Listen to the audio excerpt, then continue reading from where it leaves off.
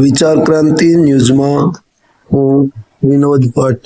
પત્રકાર મિત્રો, અહીંયા સ્થાનિક સ્વરાજ્ય ચૂંટણી વિશે પત્રકાર પરિષદમાં સ્વાગત છે. આટલી શોર્ટ નોટિસ પર આપ સૌ સમયસર પધાર્યા એ બદલ આપનો આભાર.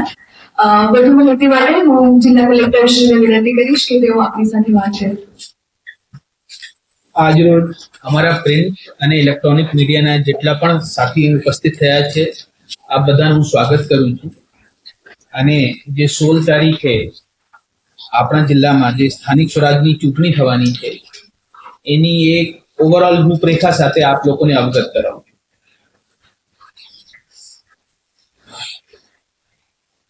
રાજ્ય ચૂંટણી આયોગ ગુજરાત તરફથી 21 જનવરી 2025 ના જાહેરનામાથી સ્થાનિક સ્વરાજની ચૂંટણીનો કાર્યક્રમ જાહેર થયા હતા. આપણા જિલ્લામાં મહેમદાવાદ, ખેડા, મહુધા, ચકલાસી, ડાકોર નગરપાલિકાના ટોટલ 34 વોર્ડની 136 બેઠકની સામાન્ય ચૂંટણી અને કપડવંજ નગરપાલિકાના 2 વોર્ડની 2 બેઠકની પેટા ચૂંટણીઓ યોજનાર છે. અને પેરેલલી કટલાલ અને કપડવંજ તાલુકા પંચાયતની કુલ 50 સીટની સામાન્ય ચૂંટણી અને મહેમદાવાદ તાલુકા પંચાયતની 2 બેઠકની પેટા ચૂંટણી યોજનાર છે.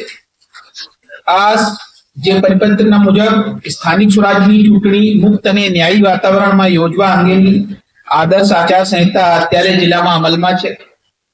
અને ચૂંટણી કાર્યક્રમ દરમિયાન નામાંકન માટેના સમયગાળા દરમિયાન નગરપાલિકાની ટોટલ 36 વોર્ડની 138 બેઠક માટે કુલ 505 ઉમેદવારી ફોર્મ આપણા પાસે આવ્યા હતા. એમાં 92 ફોર્મ પરત ખેંચાયા હતા. ત્યારબાદ 32 ફોર્મ અમાન્ય ઠરેલા હતા. અત્યારે કુલ 368 ઉમેદવારો નગરપાલિકા ચૂંટણીની હરીફાઈમાં છે. જિલ્લામાં નગરપાલિકાની ચૂંટણીમાં 15 બેઠકો બિનહરીફ થયેલ છે, જેમાં મહુધા નગરપાલિકાના વોર્ડ નંબર 1 ની તમામ બેઠકો બિનહરીફ થયેલ છે. તાલુકા પંચાયતની ચૂંટણી માટે 52 તાલુકા સીટ માટે કુલ 164 ઉમેદવારી ફોર્મ ભરાયા હતા. એમાં 5 ફોર્મ પરત ખેંચવામાં આવેલ હતા. 37 ફોર્મ અમાન્ય ઠરેલ હતા. કુલ 122 ઉમેદવારો તાલુકા પંચાયતની ચૂંટણીની હરીફાઈમાં રહેલ છે. ચૂંટણીના દિવસની વાત કરું તો 16/2/2025 ના રોજ સવારે 7 થી સાંજના 6 કલાક દરમિયાન મતદાનની પ્રક્રિયા હાથ ધરવામાં આવશે. નગરપાલિકાની ચૂંટણીમાં કુલ 151 મતદાન મથક ઉપર, તાલુકા પંચાયતની ચૂંટણીમાં 396 મતદાન મથક ઉપર ચૂંટણી થશે.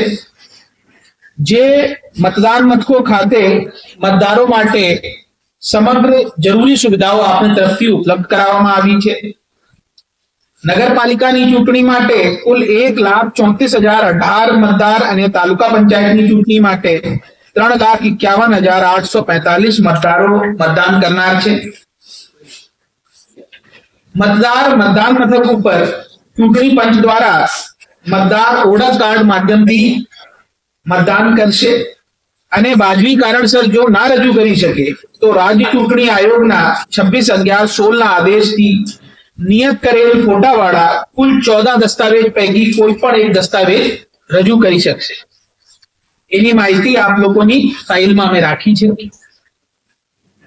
જિલ્લામાં મુક્ત, ન્યાયી અને પારદર્શક ચૂંટણી યોજાય એના માટે ઉમેદવારો સાથે અને સ્થાનિક પોલીસ અધિકારીઓ સાથે આરઓ કક્ષાએ બેઠક યોજવામાં આવી છે.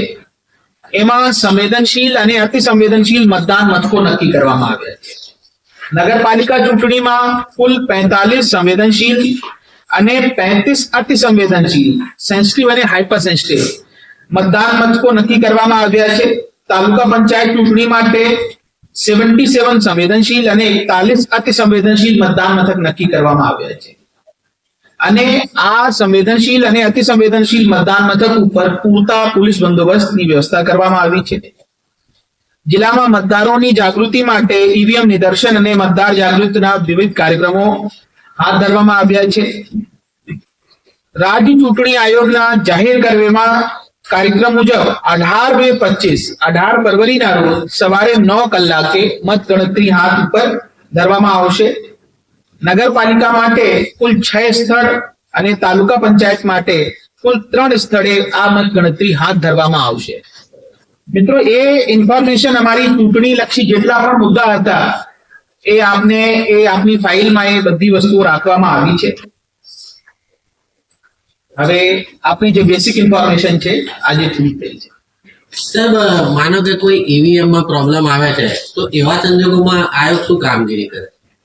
આયોગ પાસે વધારા મશીનોનું આયોજન રહે છે. કોઈ પણ મતદાન મથક ઉપર આ પ્રકારનો પ્રશ્ન ઉપસ્થિત થશે, તાત્કાલિક અમારી ક્વિક રિસ્પોન્સ ટીમ છે એ દરેક નગરપાલિકા અને તાલુકા પંચાયતની રચના કરવામાં આવી છે.